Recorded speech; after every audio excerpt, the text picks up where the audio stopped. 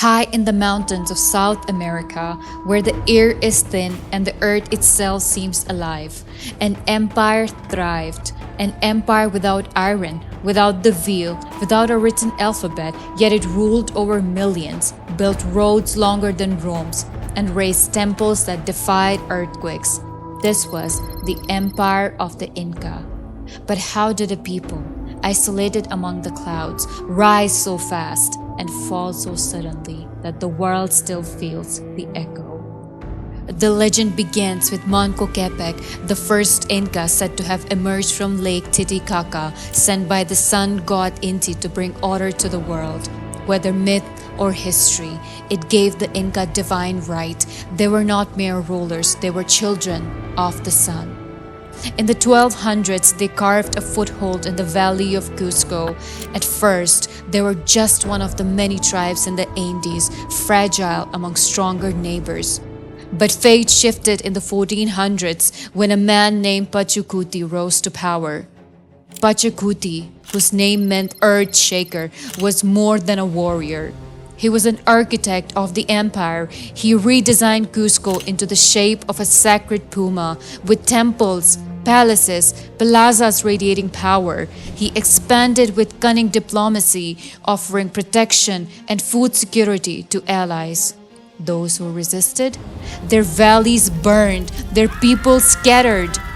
Under Pachacuti's hand, the Inca began stretching across mountains and deserts. But without wheels, without horses, how could they hold it all together?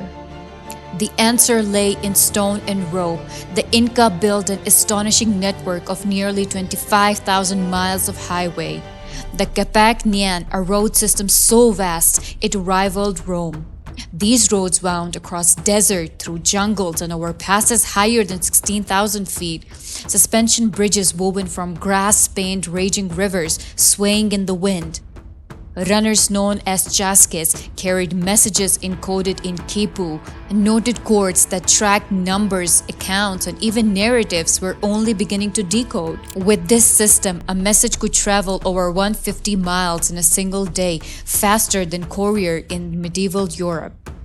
Armies marched swiftly, tribute flowed steadily, and Cusco stood at the heartbeat of the Andes.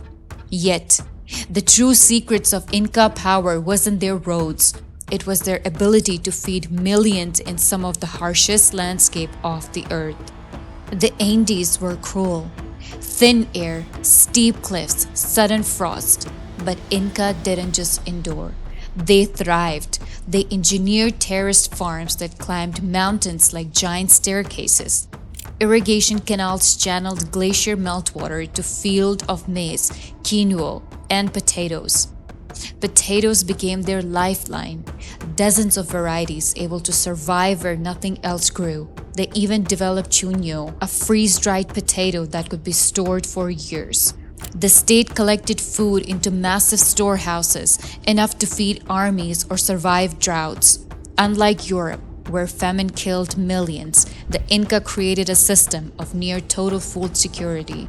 But the empire demanded something in return.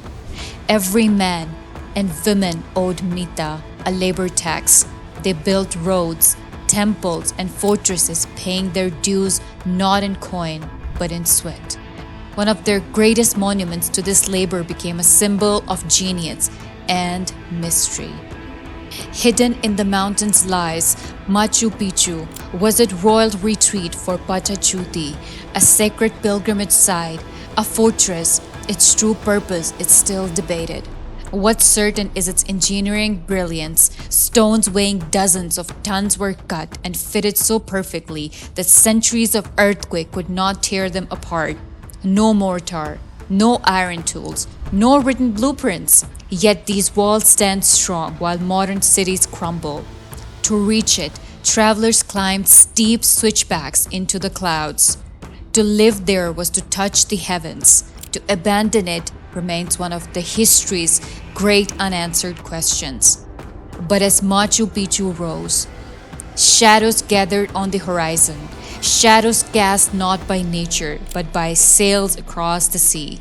In 1526, the Spanish appeared on the coast. By the time Pizarro returned, the Inca were already in chaos.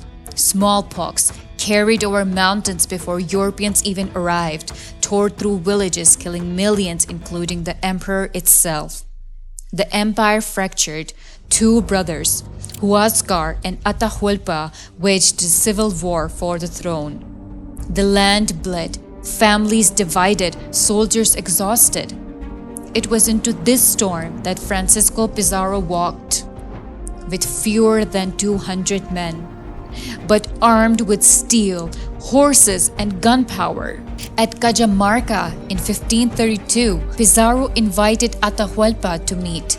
The emperor arrived with thousands of attendants, confident of his power. Then, the trap closed. Cannons roared, horses charged, and the armed crowd was slaughtered.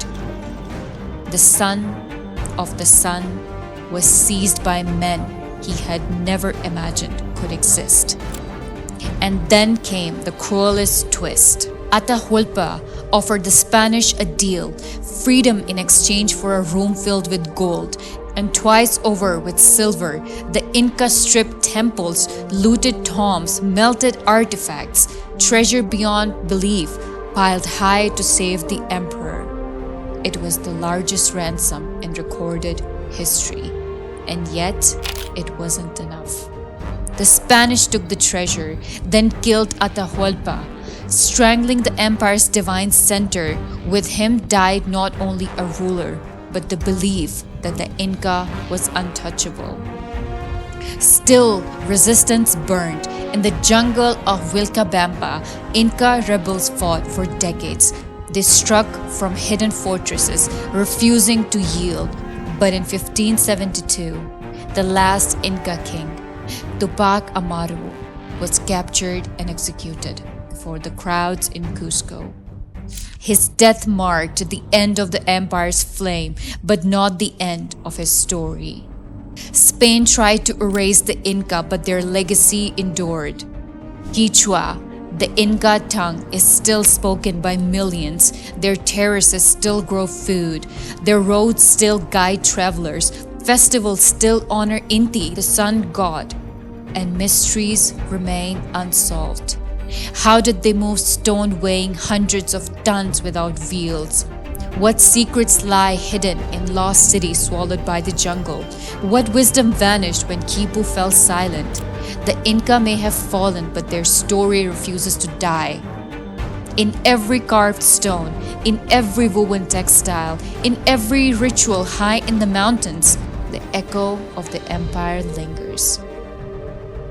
The Inca rose from mountain valleys to command one of the largest empires the world had ever seen. Their end came swiftly, but their legacy still lingers.